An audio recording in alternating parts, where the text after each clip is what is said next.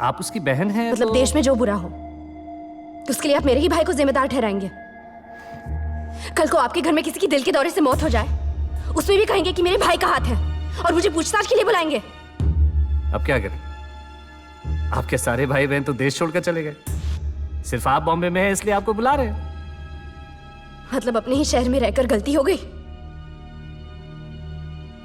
आप भी तो जा सकती थी। आपके भाई को तो भनक लग गई होगी कि उसका नाम खींचा गया।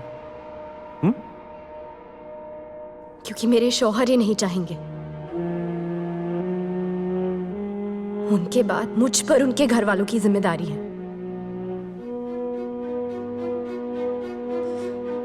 एक हफ्ते से उनको वक्त पर खाना मिलता है या नहीं, मेरे बच्चे सही सलामत स्कूल पहुंचते हैं या नहीं, कुछ नहीं पता। क्योंकि मेरी गलती ना होने के बावजूद मैं यहाँ के चक्कर काट रही हूँ। चुप! आवाज नीचे। प्यार से बात कर रहा हूं तो ये मत समझना कि बहुत इज्जत करता हूं तुम्हारी। एक हफ्ता क्या, एक महीना आना पड़ेगा अगर बुलाओ तो। ब्लास्ट का इल्जाम है तुम्हारे भाई पर, कोई देशभक्ति के काम का नहीं। बच्चों ने खाना खाया कि नहीं? अरे कई माँ बापों को उनके बच्चों की लाशें तक नहीं मिली है और यहां बैठकर आकर दिखा रही हो। पर मेरी क्या गलती है? यही कि तुम उसकी बहन हो और ये तुम्हें जिंदगी भर भुगतना पड़ेगा। जितनी जल्दी ये बात समझ लो, तकलीफ उतनी कम होगी।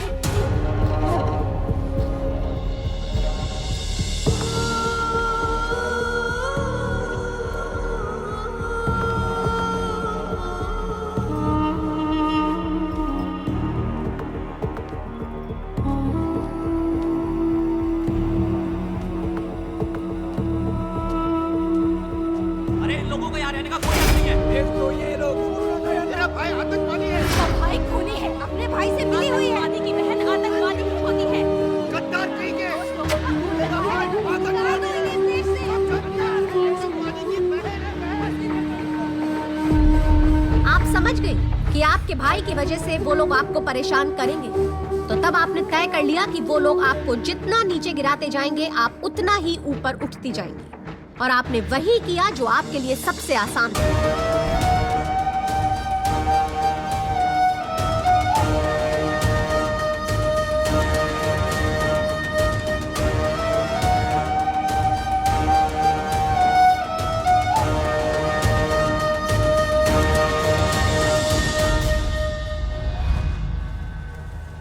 लफड़े का काम लगता है।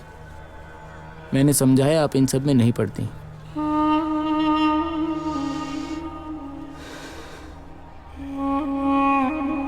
बैठाओ, आ रही हूं।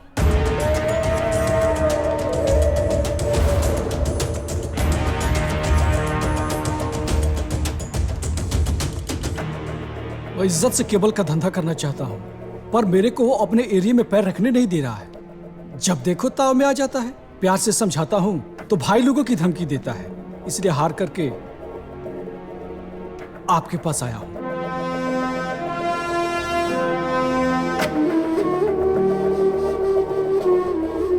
उसको बोलो इतवार का नाश्ता मेरे घर पे।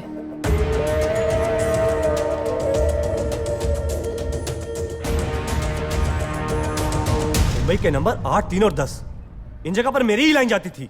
अब बीच में ये आ गया चोच मारने को। खाने के टाइम पे झगड़ा नहीं। तो क्या करूं? मेरे धंधे की तो उन एरिया पे तुम्हारा नाम थोड़ी ही लिखा है। ए, तो शाना मत बन। समझाओ क्या तेरे को? अपने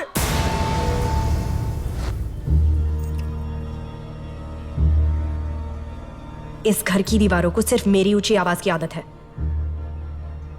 मोहम्मद अली रोड से तारदेव का एरिया तुम्हारा, बाकी में तुम खेल लेना। मेरी इज्जत और मेरा धंधा मेरी जबान से ज्यादा है। तुम्हारे धंधे पे कोई आंच नहीं आएगी। पर मैडम, अब इससे ज्यादा समझाने के लिए ना मेरे पास सब्र है ना लफ्ज। मोहम्मद अली रोड का लफड़ा समझाने के लिए दुबई से कॉल आएगा, तुम्हें चलेगा?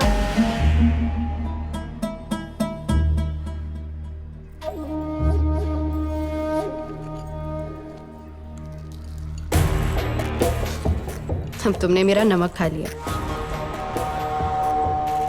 पैसे की बात खालिद से कर लेना। ऐसी कितनी सुलह कराते कराते कुछ ही सालों में जयराज लेन की चौल से सीधे गॉर्डन हॉल के प्लश फ्लैट में पहुंच गई हसीना पारकर, जहां बकायदा दरबार लगता था इनके घर।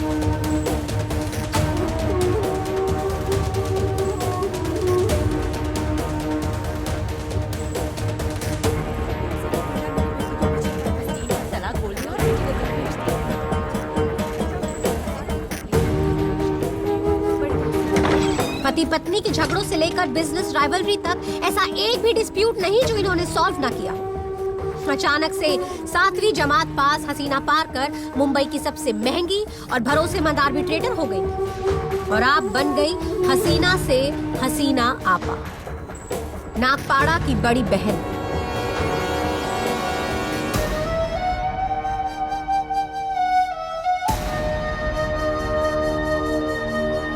मुंबई में भाई तो बहुत बने, पर आपा सिर्फ एक, है ना? लोगों ने इज्जत बख्शी, मैंने